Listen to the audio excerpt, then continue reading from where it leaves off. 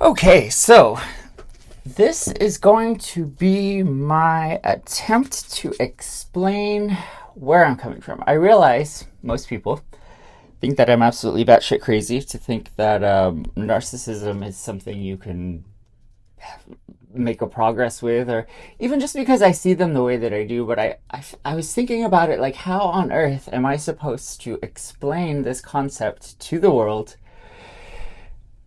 logically? You know what I mean? I think the best way is to start by, and that's why this is going to be in two of my sections. This is going to be getting to know the author, but I often feel like I'm an alien or I'm from another planet because just the way my brain works is so different from the common human being. And yes, it's true. The common human being actually has narcissistic traits or qualities. It's natural. It's a result of life, of human beings. Even when mankind had to deal with ice age or things like that, you know what I mean? These are traumatizing experiences that make a person feel out of control about their surroundings. So for me personally, I grew up around a lot of abused people. You know what I mean? Like my grandmother, my mother, like, and abuse begets abuse. So it goes down and you can't help it. It's what you've learned. You don't even know you're doing it necessarily. You know what I mean? Like my grandmother used to say mayonnaise because she's Japanese. So we all said mayonnaise. We didn't know we were saying it wrong because that's just what we learned. But I look at so is human interaction.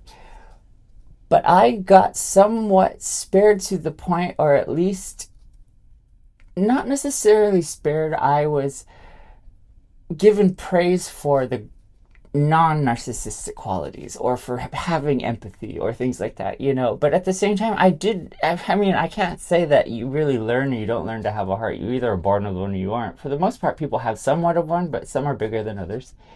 But I really, really loved my family, and so I would apply my intellect. I'm not going to dumb myself down in videos anymore. Normally, typically, and this is just how the world is, when you say, like, yes, I know I'm good looking, I know I'm smart, I'm intelligent, I have everything going for me. When you say those kind of things, it makes people hate you. And that's so sad that that's the world that we live in. But that's a sign of narcissism in itself. You know what I mean? Why does it bother people to hear other people talk highly of themselves? Even I was just joking with my mom about when you think of a narcissist, right? They're usually saying, I, me, me. You know what I mean? That's how a narcissist tends to think or to speak. Just how they communicate, because they're constantly trying to. What they're actually doing is they're reassuring themselves of who they are. You're just there and they're projecting off of it. But I made the joke to my own mom, you know what I mean? Because my mom, she had a different upbringing than I did, but throughout growing up, she used to say, like, well, I do this great, or I'm this and I do that, or I achieve this, and when I did this and when I did that, and I was laughing because the other day I went to go listen to my rock star affirmations, and I realized it's the same thing. We go and we listen to these things that go, I am smart, I am confident, I could do it's these voices. They're called affirmations. I don't know if you've ever heard of that or not, but if you have, that's what an affirmation is. You listen to somebody or that message so much that you believe it. You know what I mean? So you're training your subconscious. But I grew around people saying that. So because the people around me were saying it so often, that was like a rock star affirmation that I was learning growing up, It became part of my subconscious. My point is, I reached a point in life. Well, first of all, growing up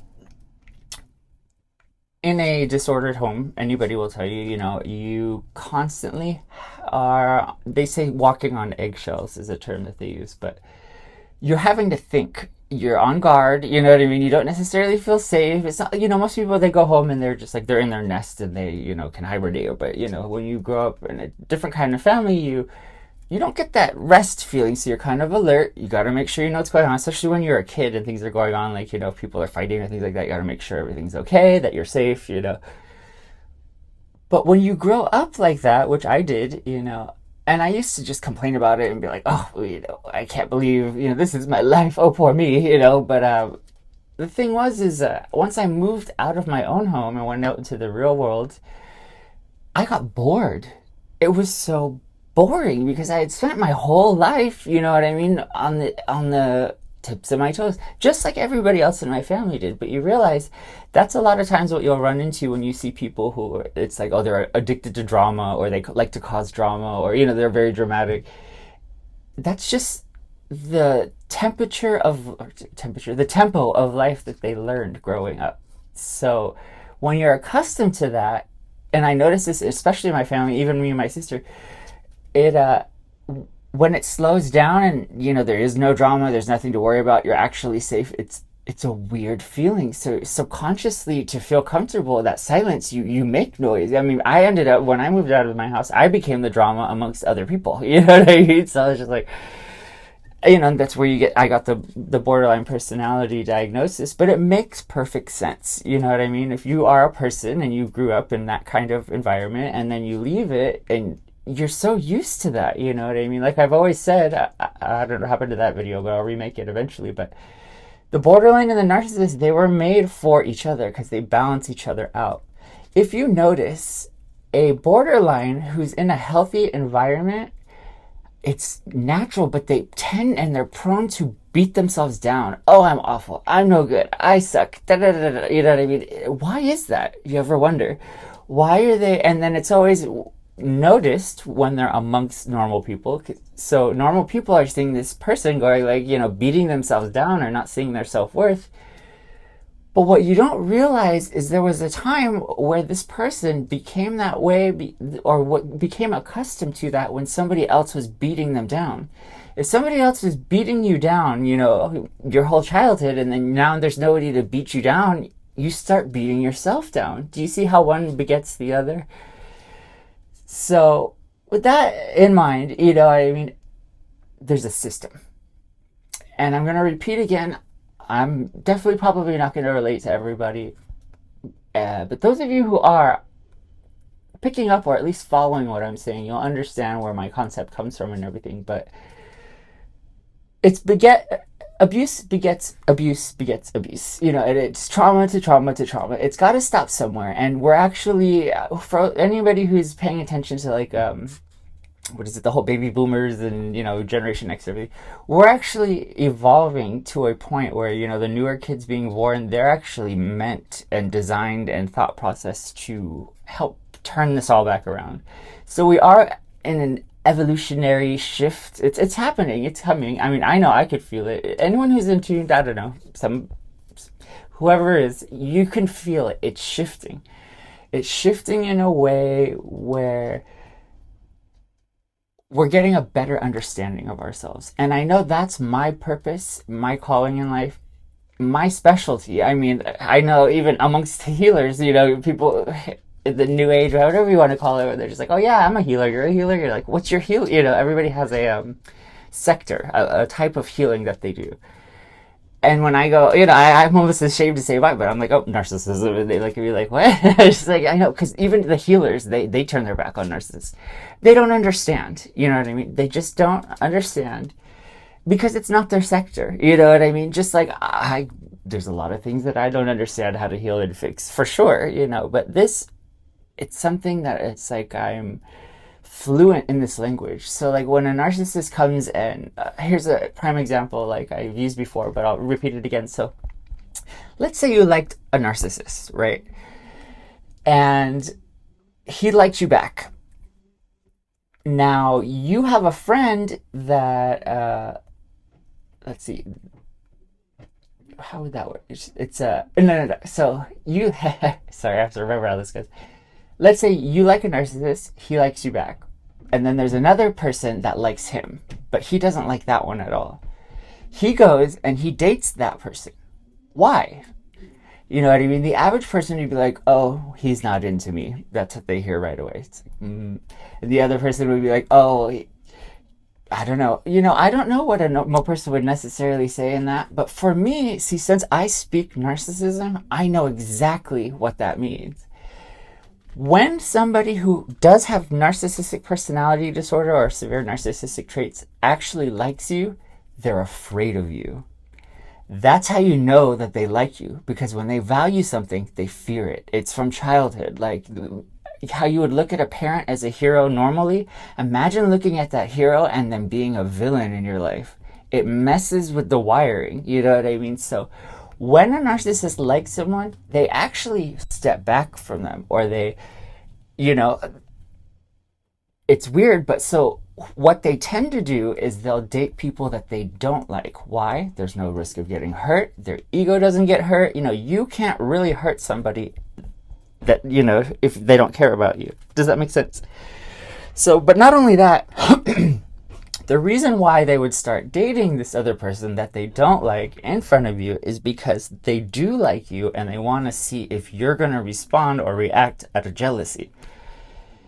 Does that make sense? I know. See how twisted that sounds, but that's what I mean. It's a foreign language that I speak fluently. Like, I can see that right away when it's happening, and most people, they don't even see that that's what's going on. But it's funny to me because the narcissists, they tend to think that they're getting away with or being sneaky, or you know what I mean? But I look at them and I'm like, ha, I see you. I swear to you, like, even amongst the narcissists, my friends, they know I can see them, and it freaks them out. A lot of times they're just like, get away from me. You're like, ugh, because I can call them out for exactly what they're really doing. Out of all people who a narcissist lies to the most is themselves. You have to realize this, but also understand why. Why do they lie to themselves? It's because they had to. It was survival for them at some point in their life. You know what I mean? Like, let's say you're a child and something really traumatic happens to you. You didn't tell anybody or whatever. You kind of have to lie to yourself and say, this didn't happen. He didn't mean it.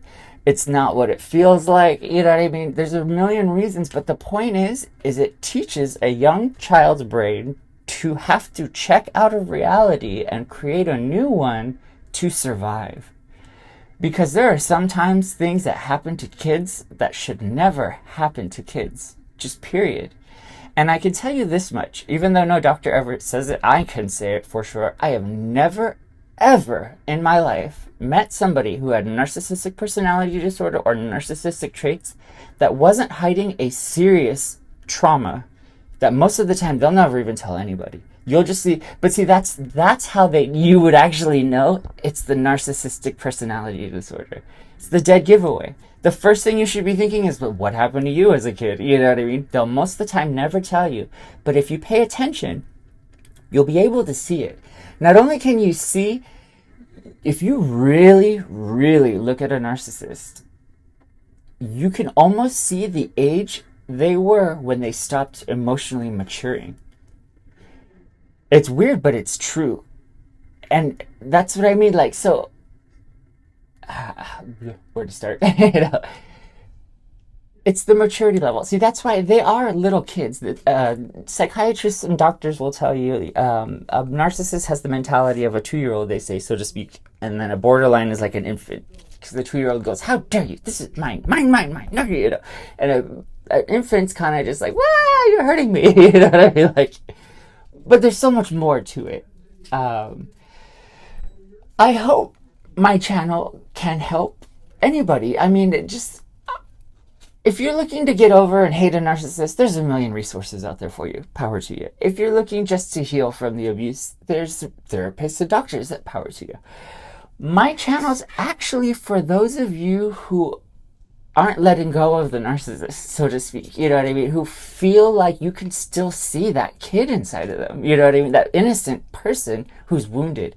Yes, they keep biting you, you know what I mean, but at the same time, it's your humanity, it's your empathy, that you know there's still a person in there. Do you know what I mean? It's like there's a little kid locked in this adult defensive body, and it's lying to you, and it's pretending to be a monster. And, you know, traditionally, most people, when they deal with that, they accept that. Okay, he's a monster. He did this on purpose. He wants you to think that. And you're thinking that, you know what I mean? Like, you know what I mean? But it's funny because it's actually a lie. It's their facade. And it's, you know, you believing it. And see, the people who deal with this the most would be actually clinicians and doctors, because they lie to doctors like there's no tomorrow, because the doctor's the one that says if you're crazy or not. And they care so much about their poor self-image and everything like that, they have to hide it. So they're going to show their shittiest, fakest, you know, non-real side to a doctor. But you, as the person who's in their regular, everyday life, It's not like that.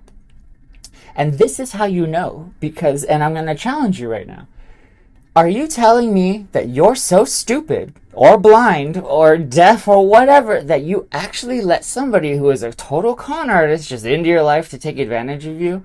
No, of course you're not. But what's funny is how many people are admitting that and saying that that's what happened, because that's their way of accepting and explaining what happened. It's not. There's actually a real person in there. Yes, I understand. If you're so beaten down into a point where you need to walk away from this person and never talk to them again, then yes, it's better to believe that way and just be on your way.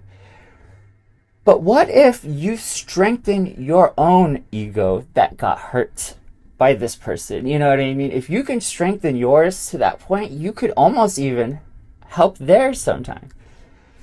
That's just kind of where I'm coming from. This is by far not for everybody. I know most people are going to think I'm either crazy, whatever, that's fine. Again, I strengthen my ego, it doesn't matter. You know what I mean?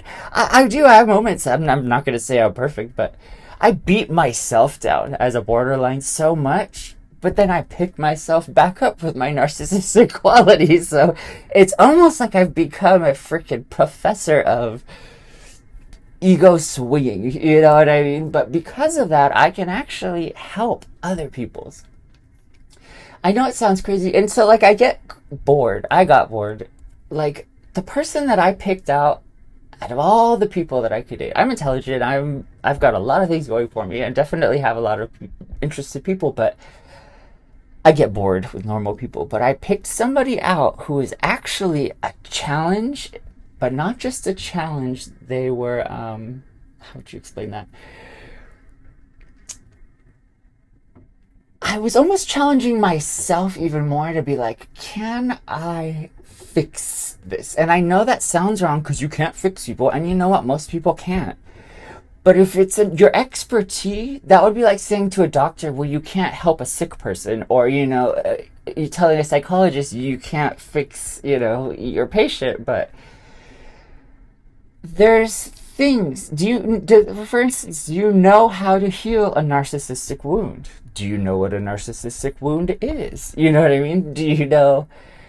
So if you, first step is to identify what a narcissistic wound is. And I see idiots actually on YouTube making videos about, you can find their narcissistic wounds, and if you push the right buttons, you'll know, because point is once you've identified the wound, most people and everybody's running around today saying they're a healer and they're an empath, but really they're not. They're just human beings with feelings, and calling themselves a healer or an empath makes them feel better. A healer actually, puts somewhat of themselves out there to help somebody with the intention, fully knowing that that's what they're doing. You know what I mean? They're not victim to someone who takes advantage of them. No. And that's definitely not an empath, because if you're an empath and you can really sense what somebody else is feeling, and I'm going to call bullshit on 90% of you people who say you're an empath who got taken advantage by a narcissist. If you were an empath and you were able to feel what the narcissist was feeling, you would not have been in that situation. Because what they're feeling and doing are two different things. And that weird feeling that didn't match would have alerted you immediately. Something was weird, something was wrong. Because why would they be feeling like that on the inside and acting like that on the outside? If you were an empath, you would have felt and known it. You know what I mean? But other than that, why are these people calling themselves empaths who were abused by narcissists? Like, wait, what? Which part made that make sense? Because an empath, I'm sorry, am I misunderstanding it here? An empath feels somebody else's feelings. Now, if you have a narcissist in front of you and you can feel their feelings, how are you letting them abuse you? You know what I mean? Like, what makes these people call themselves empaths? A true empath, and yes, they are attracted to narcissists, but not in the way that these people who are going on and on and on about it. I've never worked in, I'm an empath, and no. you sense the real person in this abusive person. You know what I mean? To the point, you don't look at the abusive part of them as them because you can feel the real them inside. Does that make sense? And then again, when you're focusing outwards, I know, and maybe I'm getting too deep for the world at this point, but when your focus is somebody else and their well-being, your ego kind of goes out the window. You know what I mean? So the things that they're doing that would hurt a normal person aren't bothering you as much. I mean, granted, they're going to. Sometimes we're all human, but for the most part, that's an empath. You know? I don't know if I can... I don't know where I'm going with this or how I'm supposed to do this. I just know I'm supposed to. But, like, for instance, so the one that I picked, and I picked him specifically because I was looking for a very, very specific criteria type. Most people think I'm just an idiot, or I went for a pretty face, or, the narcissist empath, whatever, stupid shit. No.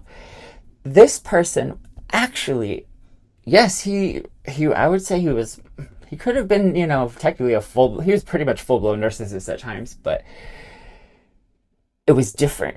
He was the kind that you could see his abuse, if that made sense, to where everybody was picking on him all the time. You could see it as they all talked shit about him, as they all did these things to him, you know what I mean? And then he'd act out of narcissism or, just defense, or he was deprived that feeling that we all have of feeling, I don't want to say power, I want to say, I guess it's a self-worth. Okay, so, for instance, and I know this is going to sound jaded to most people, but there was one night he was dating this guy, and he brought the guy in, and the guy was on his phone and not paying attention to him. And he got so upset. He was huffing and puffing. He, yelled, and he walked out the door, and he's just like, ah! To the average person, yes, that's toxic, yes, da. But to me, see, as an empath, it draws me to that person. Why, right? You would think, but that's what it is. It's my empathy, my gift. The empathy in me is drawn to that person because I'm going, poor guy, why does he feel like he's being ignored just because the guy's looking at his phone, not paying attention to him? Poor guy, you know what I mean? Why is he feeling bad for something he doesn't have to feel bad about? You know what I mean? That's my empathy speaking. But normal people would be like, oh, so dramatic. Oh my gosh, what of this? What of that? Da-da-da-da. Because normal people are narcissistic. They'll take any excuse or moment to put somebody else down. And my empathy, again, tells me, why do they do this? Because they feel shitty inside.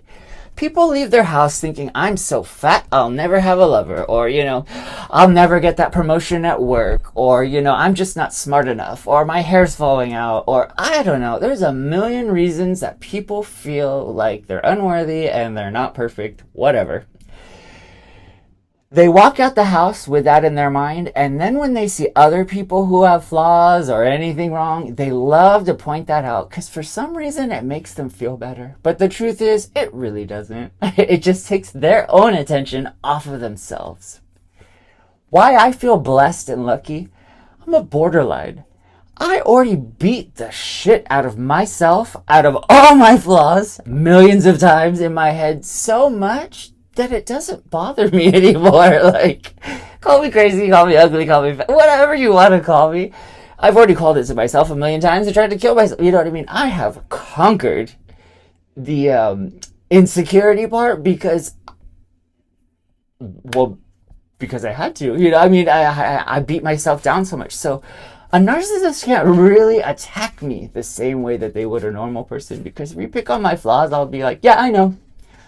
You know what I mean? You call me a nuts. Yeah, I know I'm crazy. But, and I go on to continue my point. But the point is so with this, you know what I mean? I saw my empathy went out. But not only that, the reason why I liked him so much was because it's such a simple cure for this boy. You know what I mean?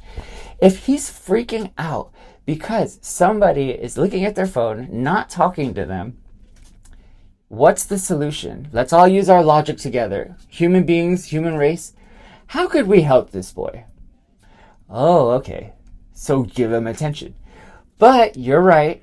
Giving him a little bit of attention is actually going to make him act out toxically. Because why? Because he likes it. So now what do? See, this is where it comes into the intellectual thinking. The easy cure for this person is you drown them in attention. You suffocate. You give too much attention.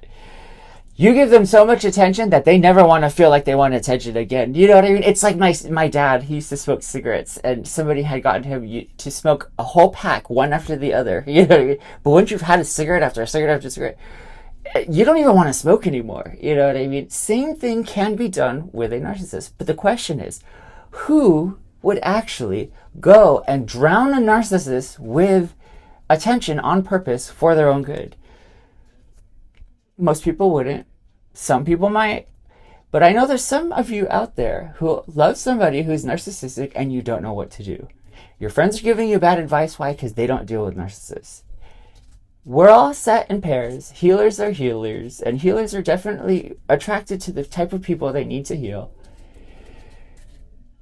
I had a long struggle with this for a while because I was I still had my ego. You know, it's natural. We're born with it. But I was beating myself up because why was I attracted to these type of people and wanting to help them no matter what? I felt like an idiot. And these videos where people are going like, oh, you know, like making you feel even dumber. And it's just like, until there came a point when I had to finally accept it. I had to accept myself. I had to accept who I'm attracted to. I had to accept everything. Like I say now, I might look like a wacko, but because I'm like, oh, I only tend to date narcissists. This is true. I only tend to date narcissists. And the fact that I'm aware of it and do it anyways, I must look nuts. But no, I had to accept this because it's just my purpose and my calling in life.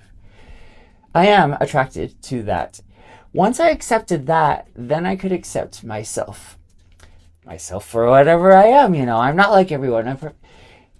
But that confidence is exactly what I needed to do what I needed to do. You know what I mean? Like, you have to be confident to make a total fool out of yourself for somebody else. There's an episode of Wizards of Waverly Place where her friend, I think it's the principal, Alex had done something and she was embarrassed and everybody was laughing at her. And so I think the principal started doing like a dance or something ridiculous, you know, like really, really dumb. And everybody started laughing at him. But the whole point of the story is he did that to take the attention off of her because she was like upset because, you know, everybody was making a big deal out of her embarrassment. But, you know, I mean, the bigger man, the big brother, the healers, those watchers, protectors, earth angels, all those people, all of you who say and think or believe you are that or want to be that, that sometimes is something we do. Would you make a fool out of yourself to make somebody else feel good? You know, would you really, because, and you'd have to be a specific type of person. I'm very, very confident in myself and who I am, what I do, and that I'm just ridiculously confident. You know, people hate me for it. But because of that, I don't mind being an idiot to make someone else feel good. You know what I mean? I don't mind, you know what I mean? Not having the spotlight or whatever. And see, what's even more healing about that kind of aspect is when you are somebody who has those things to be confident about and you're the one who, you know what I mean? I don't know. It's almost like a foreign language to me. Like how somebody else feels so good when somebody on a higher level falls for them. Do you know what I mean? Like because they're on a higher, how does their stature make you feel better because they fell? I don't know. But I learned to stop asking that question and I realized it works. And if you're on that higher level and that to that person, take a quick trip, fall down off of the pedestal, you know what I mean? Just to lift them up. Because once they get that, like, feeling good about themselves, yeah, they shouldn't be, you know, living off of that. But to be honest, people, in my experience at least, they feel bad. They always feel bad. Why do you think they don't talk to you? You know what I mean? But it's so worth it because they just needed that. I know this is complete rambling, and I realize right now I'm not actually going to post this, but I hope I make sense to the world, you know? Like, I do this on purpose. Purpose. And, you know, I mean, people think I'm stupid or crazy, but if you could see how people change when you let them win. It's like a little 4-year-old when you're playing a board game with a 4-year-old, you know, and you let them win. Or tic-tac-toe. How many of you play tic-tac-toe with a toddler? And you let them win. You know that you let them win, but did you see their face light up and how it changed everything for them? That's who I'm looking for in this world. I'm looking for the intellectual people who see narcissism and they want to let them win at tic-tac-toe so that way they can heal. What I'm tired of is these idiots who are narcissists themselves, whose egos are hurt and they're in competition, and then they're just like, well, let me bag on the narcissist and call him a narcissist so that way I don't look like I'm an idiot because I feel like an idiot because he hurt me, when I shouldn't be hurt in the first place because he didn't actually destroy you. He hurt your ego. Get over it. Get over it. Get over it. Get over it. It's an ego. It's an ego. Did he break your legs? You know, what, did he murder your mother? No, he probably made you feel like shit. Well, then identify him for what he's worth. Are you telling me a 2-year-old could come up to you and make you feel like shit? Then come on. We all need to work on our egos in that point, case in point. But anyways, one man on my soapbox, and yeah, it's just me venting.